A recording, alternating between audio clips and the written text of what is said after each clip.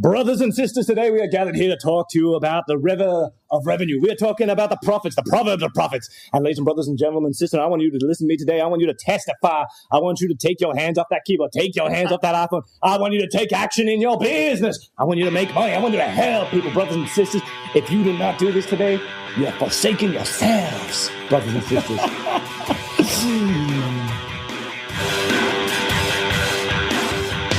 Hey, podcast listener, you're about to discover insider tips, tricks, and secrets to making more sales and converting more prospects into customers with email marketing.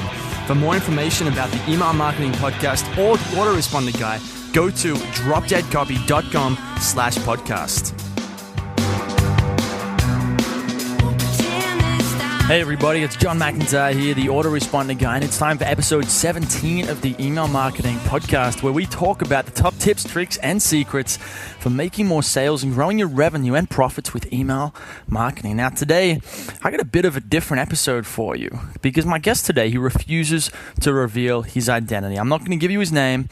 I do know him personally. Some of you will know him as well, but he doesn't want to talk about who he is, okay? He doesn't want anyone to know who the hell he is. So I'm going to refer to him as the Reverend for this episode. Now, if you listen to the entire episode, you're going to discover how to build a cult of you through email marketing. So in many ways, this is about the marketing secrets that religions use to build just ridiculous following. So this is going to draw from religion, from NLP, from various persuasion tactics and strategies.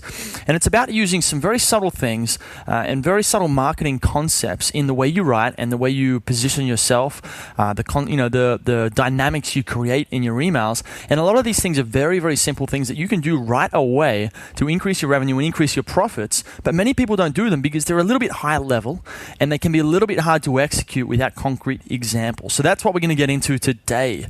Really, really cool stuff. Now, to get the show notes for this episode of the Email Marketing Podcast, go to dropdeadcopy.com/EP17. Now, reviews. If you want to leave a review for this podcast, you can leave a URL and I will read it out on the show, which would be pretty cool. So go to dropdeadcopy.com/podcast, click the review button, tell me what you think about it, and if you have any topic ideas or people you would like me to interview, leave them there and I'll get in touch with them. Then we can find out how they do email marketing. So that's that. Let's go talk to this Reverend and find out exactly how to build a cult with email marketing. It's John McIntyre here, the Autoresponder Guy. I'm here with a very special guest who I've convinced to come and talk about email marketing, but I can't tell you who he is, so it's a bit of a different kind of episode here, but he's only agreed to come on to talk about his most closely guarded secrets about persuasion and influence and how they relate to building a cult of you through email marketing. So this is kind of like a ninja stuff, which is going to make things pretty powerful. Some of you are going to know who he is, but he's only agreed to come on if no one reveals his identity. So if you know, you've got to keep your mouth shut. I'm going to call him Reverend for this conversation. How you going today, Reverend? I'm good, actually. Better than last time we tried to do this. Yes, so speaking of that, so the first time we tried to record this, we canned it because it wasn't really up to our standard. We made a few mistakes and we wanted to make it a lot better. So we tried a second time. We did. But the audio file was corrupted. So this kind of makes this the secrets that my computer doesn't want you to know. Yeah, and we're not even joking. That's the best part. This is legitimately... Yeah.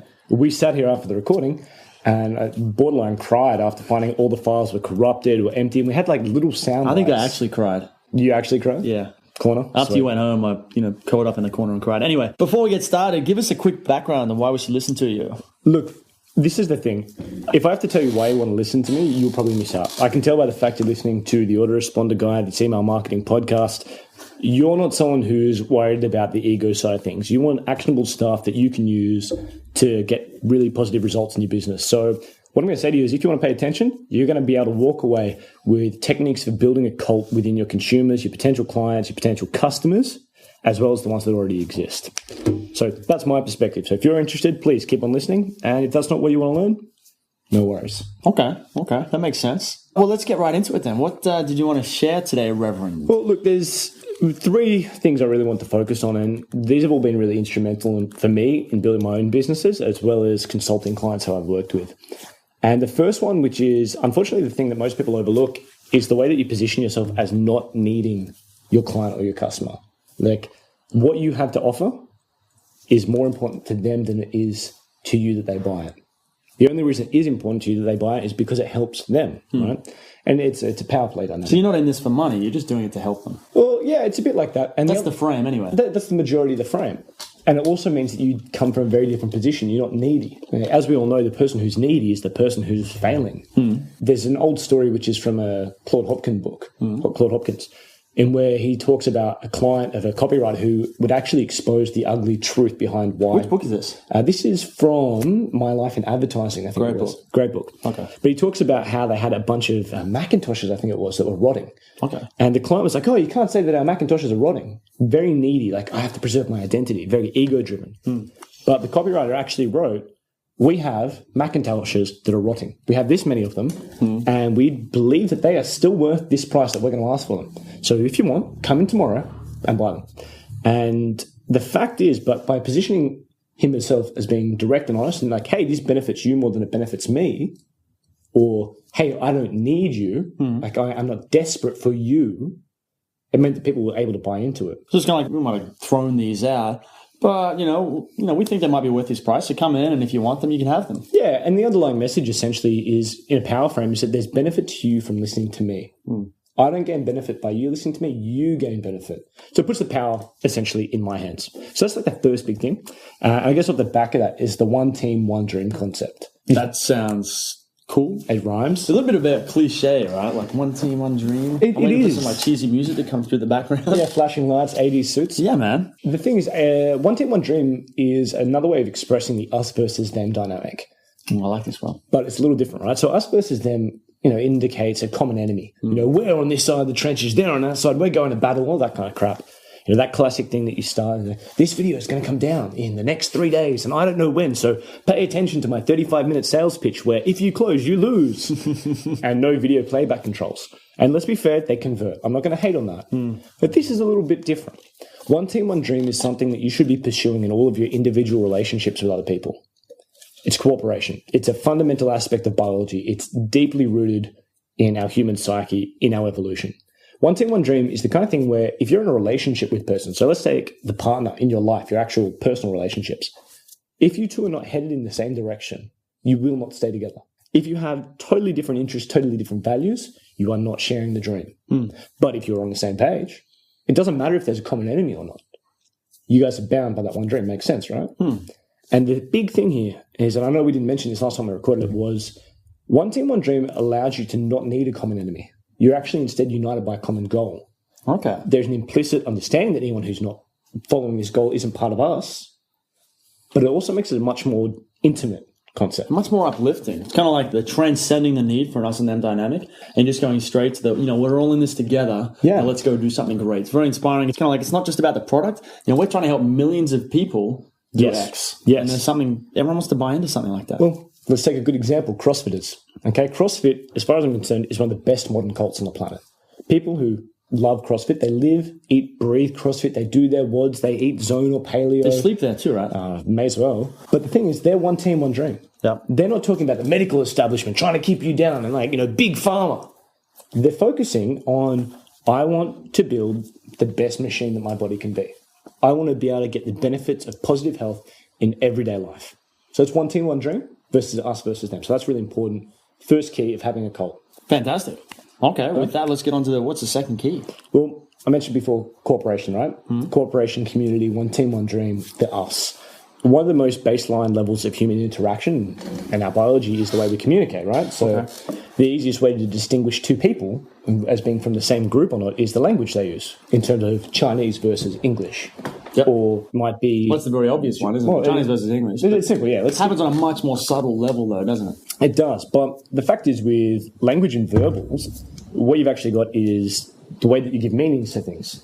And it also gives you indication, I should say, not indication, indication of verbal patterns, right?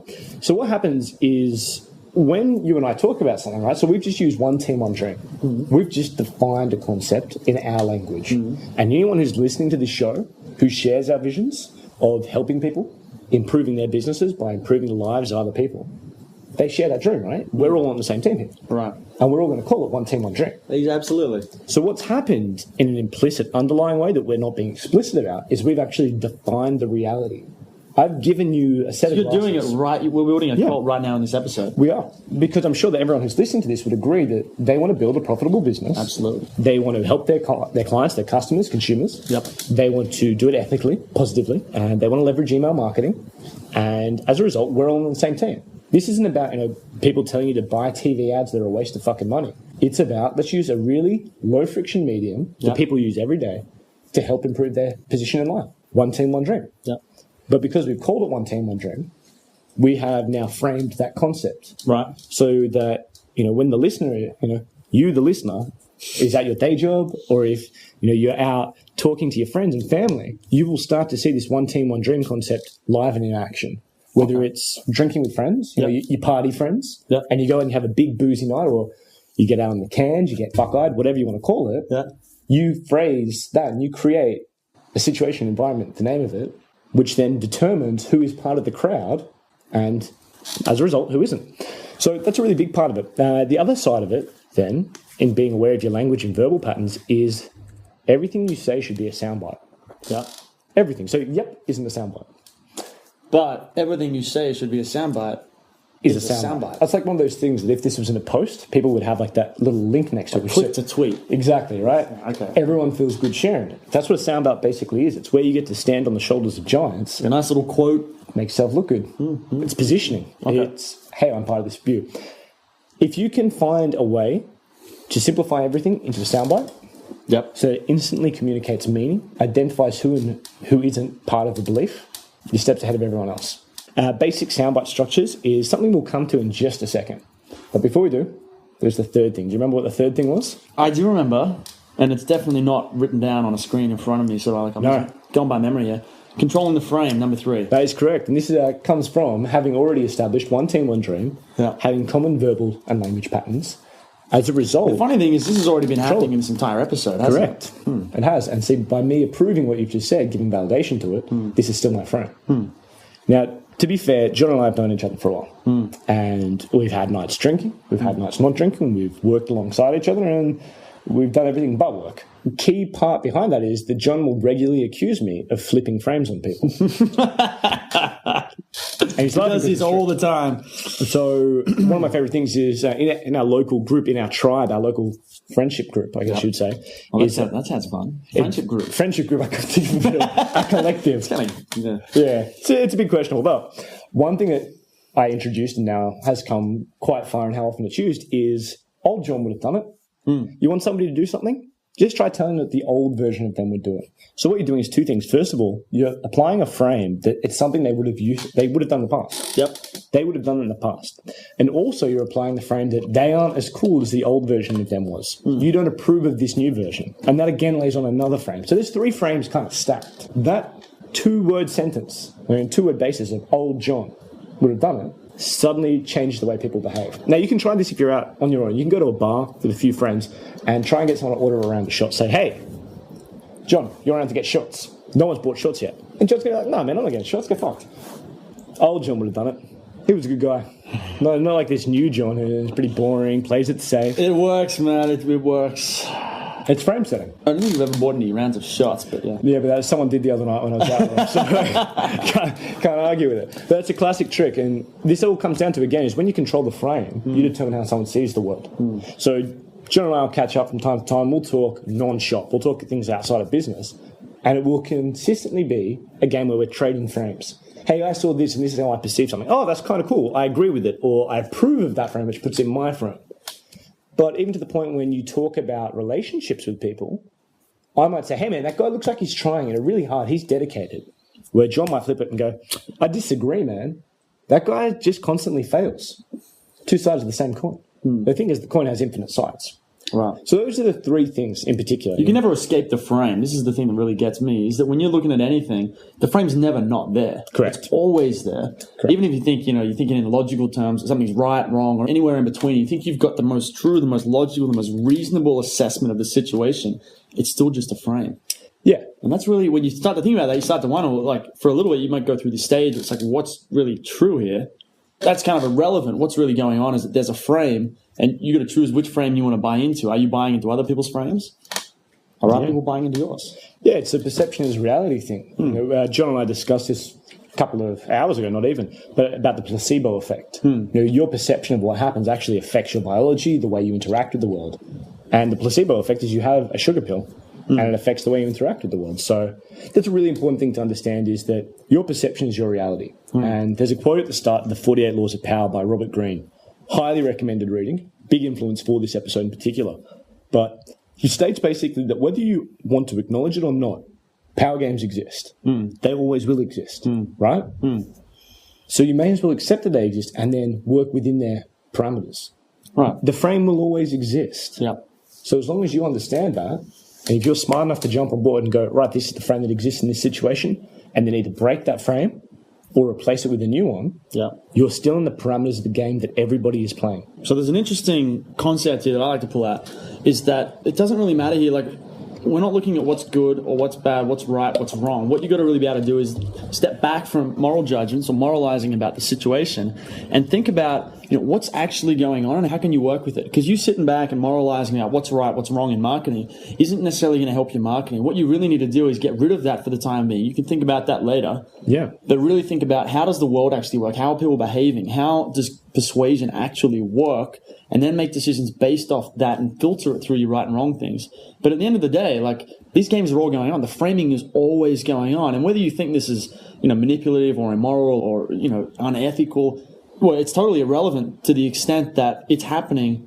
And whether you like it or not, you're engaging in it. Yeah. It's a case of, are you going to control it and make it, work it to your advantage? Or are you just going to let it happen and let people take advantage of it who actually do decide to use it? Yeah, that's it, man. It's a case of just because you stick your head in the sand and don't look, that doesn't mean it's not still happening. So it's really important. I think the other thing that we should drive at off the back is like this assessment is the realism of the situation. And we are going to bring all this into very specific actionable stuff for your email marketing. The action plan. The action plan. But an action plan is useless without the strategy and the philosophy that underpin it. But the fourth thing is the realism. And that is, you are not standing on a podium being an amazing individual who influences the world. You're not Martin Luther King. You're not Tony Robbins. Tony, if you're listening to that, great bloke, but don't write your emails like that. Love you, man. Yeah, you're all right. I'll put my frame on you. But this is the catch. People forget this. And everyone gets emails like this all the time where they look at it and be like, this isn't written as though one person is speaking to another. Even if it's a clear broadcast, like ASOS sends out these kind of emails. It's a broadcast message. It's a sales HTML newsletter, whatever. But if the languaging is telling me that you're talking to a crowd, it tells me implicitly that you do not give a shit about me. And the same thing happens when you send out your emails. So I actually recently started this new habit when I send out emails. If I'm sending it to a group, I actually type it in a draft in a Facebook window to a friend of mine. Oh, that's interesting. Well, it mentally frames you, right? No, right, totally. Like I tell people, because what we're going to talk about in a minute is some stuff what you're really going to need to do. But I tell them to go into their email inbox and go and look at an email that was sent to their mum, their dad, their personal friends, anyone who they're going to talk with, just like a friend, and look at the language they use, and then just write like that. That's but this idea of writing to a Facebook friend, that's genius. That's cool. It's like setting up your environment for success, right? And we could get into all that kind of conversation, but the key thing is, if you want to write like you're writing to a friend, put yourself in a position where you're writing to a friend. Really, really key takeaway. But that's the reality of it. So keep that in mind, that when you are writing an email, it goes to one person, and then a different person, and then a different person. Whether you use dynamic variables like names or whatnot, that's up to you. An interesting thing here, kind of similar to the Facebook thing, if I was to say, I'm going to write an email to this, this weight loss for pregnant women list, and then I was going to go on Facebook and pretend I'm writing it to a friend, so I brought up your profile and started typing out the message there, I might get the messaging a bit wrong because you're a dude and you're not pregnant. There's kind of like a bit of a mismatch there. So one way to kind of avoid that happening is to do something, we're not going to go too much into detail here, but create what's called a marketing avatar or persona. Give it a picture. Just jump on Google image search and type in some random names that sound like they're from the target market, like Linda or Sam or Jason or whatever, and find some sort of random face that you don't really recognize and put that at the top of your profile, your marketing avatar, which is like 3 or 4 paragraphs on who your person is. Like, Jason is 24 years old. He lives in so-and-so. He's been to college. Do you want me to step this up a notch? Step it up. And tweak into this Facebook thing? Do it. I have Facebook profiles for avatars. No one knows they exist except me. Yeah. This is like a little secret. No one else knows this except a partner in one of my businesses, right? Okay. That's the only other person who knows this. I think I have like 4 or 5. And I use that they've got no friends except me. Yep. They are not connected to anything. that I am connected to, with the exception of that friendship, and maybe some overlap in interests or whatnot. Okay. Because Facebook is the modern day avatar. So you've set up their profile as though they're an actual person. The movies they like, the music they like, what they do, their header I love image. that. That's cool. Yeah, it's really useful though. Okay. But one of them I used maybe... That's a cool little secret, right? It was like 5 years ago I used one of them, maybe 6 now. Okay. And I actually kept an email address from back then that I set up when I signed up for a bunch of shit that I didn't care about. But that person became a persona in my life. Yep. Like one that I could write to.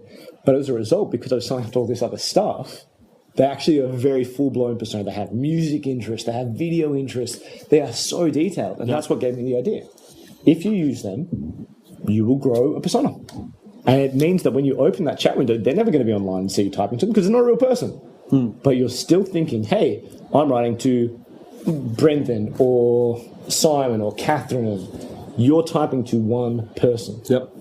And anyone who knows who I am, don't bother going through my friends looking for these people because there's too many of them with the same name. That was very intentional. I have to go delete them all now. So that's a really key thing. Now, I guess what's important for you and for me is that we turn this into really actionable email marketing based stuff. Yeah, what can you do about it, you know? Well, how can we use this stuff in the real world, right? Well, we're going to have to go hard and fast. We've got about 7 minutes before we wrap this up, right? Yep. First thing you want to do is focus on the fact that you don't need someone, right? You want to focus on that positioning and make sure that is the underlying idea, the underlying mindset of all your communication, right? Are you confident with the product you've got? The easiest way to improve your marketing is to build a better product. If your product is shit, if what you're trying to sell is shit, get out or improve it. Because no matter what you do, you will be faking it until it's on top. Okay? So that's really a key takeaway. The mindset of your communication has to be confident with you in position of power where you're improving their life to their benefit and your benefit is secondary. Not the other way around. It will unintentionally seep through what you do. The second thing is language patterns, right? Which is setting the tone. Are you being fancy or are you being authentic? Are you being direct or are you being like a big, look at me, I am a business, I have big fancy words, I am a corporate, I will not put my name on this for some dumb embarrassing word. They were pretty simple words you just used. They weren't $5 enough, whatever. But the fact remains that if you're ever concerned about putting your name on the bottom of an email, you shouldn't be sending it. No, you shouldn't be sending it. There is an unresolved issue in your own head. I'm not a psychologist, right? But I'll solve your problems. And right now I'm telling you, if you don't put your name on the bottom of an email you send, you're either embarrassed about it or you're embarrassed about the product you're flogging. Right. That's it. That's like the main reason people will refuse to put it. It's not because you're scared that someone will write you an angry email.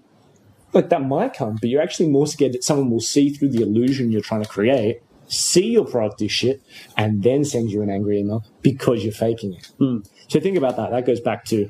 So the key thing here is understanding who you're writing to. Like if you're writing to like these, weight loss for pregnant moms, that's a very particular market. And you'd want to be like writing from a pregnant mom perspective, female language, all that kind of stuff. If you're writing to 25-year-olds who want to get ripped and take steroids and get jacked, it's going to be a different language again. And if it's B2B marketing, where you're writing to business people or even people who, I've done autoresponders for clients where the emails are going to, say, not the head of a company, but say, someone in the marketing department. So what happens is the language and the benefits all have to be addressed in context with the person they're going to, which means that I can't write about, making more money or anything like that because that's not the main concern of this person in the marketing department. Yes. They just want their boss's approval. They want their boss to be happy with the amount of money they've just made as opposed to them personally. Yeah, so you got to really keep in mind of what do people really want and then cater the email to that exact thing. Yeah.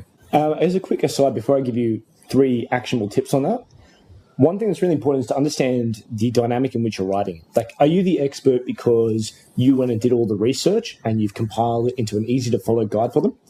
Are you the expert because you created the product from scratch and you innovated and designed and reworked? Are you the expert because you've been in that situation and you've overcome it? That's why you're the authority. Like, be very aware of that because that's like another hidden tonality point that most people miss. Why are you the authority in their eyes? So if you're a pregnant, pregnant woman weight loss? Yeah. If you've got a pregnant woman weight loss blog. Post-pregnancy weight loss. Post-pregnancy, okay. Post-pregnancy. Now, as a guy, I could write that from the Reverend, right?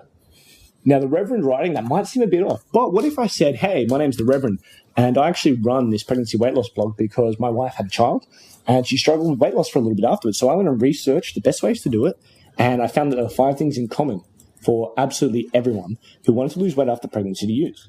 That's one way. The other way would be me retaining myself as the Reverend is, hi, I'm a doctor who, I'm obviously not, but I'm a doctor who works with women who work on losing weight after pregnancy. Right. That's my job. That's how I finish things. So really be aware of why you're the authority. So we've got 3 actionable points. Yeah. What are they? All right. Easiest way to get better at writing emails. Short, sharp sentences. Get rid of all of your commas. If you have a comma, it's a new sentence. Secondly, write like you talk. Okay, that's a really important one. Do not try and start inserting $5 words and being fancy and not being yourself. Write like you talk. What's a $5 word? A $5 word is, I think it's an idea I stole from Stephen King. Don't use a $5 word when a 50-cent one will do. Something like that. Right. So a $5 word is... like encyclopedia? Is not a $5 word because it's very clear what it is. Well, you could just say book. You could, but an encyclopedia is not a book. A $5 word is, we here at John and Reverend Co. believe in synchronicity of values, ideals, and compassionate outcomes. Bullshit. Shit that doesn't mean anything, right? So that's essentially what I mean. When I say don't use a $5 word, I'm saying be clear, be direct. You should be able to reread your copy and it should be unmistakable what you're saying. There's a great article I read just the other day that is by George Orwell called On Writing. No, it's by Chuck Palahniuk, the guy who wrote Fight Club. He's talking about getting rid of the thoughts. No, there's a few different types. Stephen King's got another one called On Writing. They all have kind of similar rules. But George Orwell talks about this. We'll have a link down in the show notes about this exact point about how you get people coming out and saying synchronicity and just saying all this stuff without really saying anything at all. Yeah. And the real point is that you should just say whatever you need to say. Stop farting around. Yeah. And just get to the point. Lower your fog index. It's the easiest way. If you guys haven't used the fog index tool, it's in Microsoft Word. You can get it online. But it basically shows you the level of reading that your writing is equal to. So if you're writing to a university paper level, or you're writing grade 4 to grade 6. That's it. Yeah. Keep it simple, man. Generally, Unless you're writing to PhD scientists or something. Even then, change things. But even then, keep it simple. Just a quick note: we'll also put in a link in the show notes to Chuck Palahniuk. I've probably spoken his name wrong. Fight Club, yeah. Yeah, Fight Club. He actually wrote a series of notes about how you should tell a story. Right. You should get rid of thought verbs. Somebody never thought something. They were sitting there wondering. You imply specifically what they thought. Implicitly say what they're doing. That's interesting. Okay. So, we'll have that link down in the show notes. Cool. Yeah, for sure. And the third thing to cover back, actually, first of all, staccato, short, sharp, simple sentences. No commas or full stops. Write like you talk. Be clear. No $5 words. And finally, give a name to anything you possibly can. Now, we happen to know, John and I have a lot of common friends who work online and have their own followings, their own communities. And the consistent thing amongst all of them is that they name things. They give a name to common everyday concepts and make it sound special, make it sound magic. And they create ownership over someone's life or ownership over someone's domain. Right. Now, I'm sure you can think of a couple off the top of your head. Don't have to say them.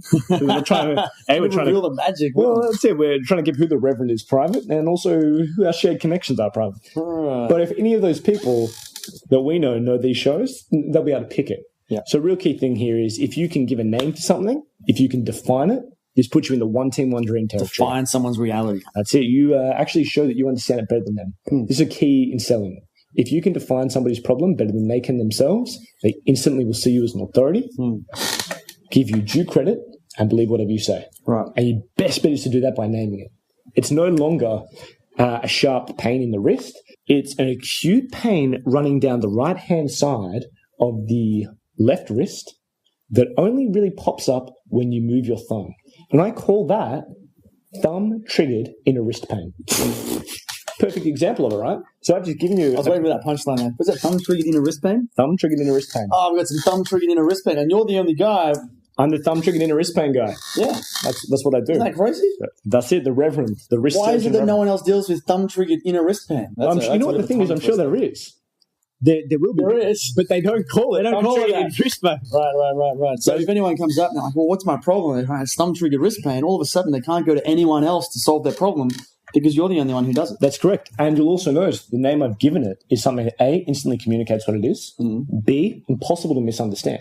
Thumb-triggered inner wrist pain. Okay. Pretty hard to misunderstand. And also, you don't need to be a special person to get it. Right. So if you were explaining this to someone or someone was actually coming up to you and was like, man, just here on my left wrist, just in the right-hand side of it gets really sore whenever I move my thumb, what are you going to call it then? After you've heard me refer to it as thumb-triggered inner wrist pain, you'll call it thumb-triggered inner wrist pain. Right. And because you're using my language, you are now in my cult. Simple as that. And finally, it leads us to the last thing. If you're in my cult, I'm controlling the frame. If you're building your own cult, you're controlling the frame. It's how people end up drinking poison while thinking a comet's going overhead while wearing a tracksuit. Has anyone ever done that? Well, they haven't lived to tell the tale. I think that's the point. Ah. You haven't heard the story? I've never heard that story. I can't remember the name of the cult, but basically when I think it was Halley's Comet was going overhead, Heaven's Gate, it's called Heaven's Gate was the name of the cult. And they dressed up in tracksuits and drank spiked punch and killed themselves, thinking that their souls would go up, and actually it was like the second coming of God or something, and that would take them to the next life. Maybe it worked because they're not here anymore. Well, debatable. Just going to put that out there. Yeah, that's the thing is, but that's it. If you control the frame, that's the power you have. And if you put all the other pieces in place like we've discussed, if you assess your mindset and you come from a position of power, if you offer value to other people's lives, you become someone who brings positive news, positive value. You are on the profit center side of the balance sheet as opposed to the expense side of the balance sheet. You're in the power play. If you're easy to understand, you can inspire people to action. If you can put names on things that they experience in everyday life, if you can frame their world, well, you control the frame they see the world in, and you've got a cult. That's the basics. Fantastic. Go create a cult. Okay, let's do it. Well, we got to get going. We got a bit of poker to play over here. It's raining outside. I'm looking forward to some poker. John's got to lose some money. I'm going to do my best. We'll see how we go, right? I'll make this coffee well. But anyway, before we go, Mr. Reverend, the Reverend has a very special voice and he loves doing sermons. And I've convinced him to say goodbye with the Reverend voice. So before we go, give us a quick line from the Reverend. Brothers and sisters, today we are gathered here to talk to you about the river of revenue. We are talking about the prophets, the philosophy of prophets, the proverbs of prophets. And ladies and brothers and gentlemen and sisters, I want you to listen to me today. I want you to testify. I want you to take your hands off that keyboard, take your hands off that iPhone. I want you to take action in your business. I want you to make money. I want you to help people, brothers and sisters. If you do not do this today, you have forsaken yourselves, brothers and sisters. All right, I think that's a good note to finish on. Thank you for coming on the show, Mr. Reverend. Absolute pleasure. Go create a cult. Hey everybody, thanks for listening. If you want to discover more insider tips, tricks, and secrets about driving sales with email marketing, sign up for daily email tips from the Autoresponder Guy. Go to dropdeadcopy.com/podcast. Sign up, confirm your email address, and I'll send you daily emails on how to improve your email marketing and make more sales via email. You'll find out why open rates don't matter and the 7-letter word that underlies all effective marketing and much more.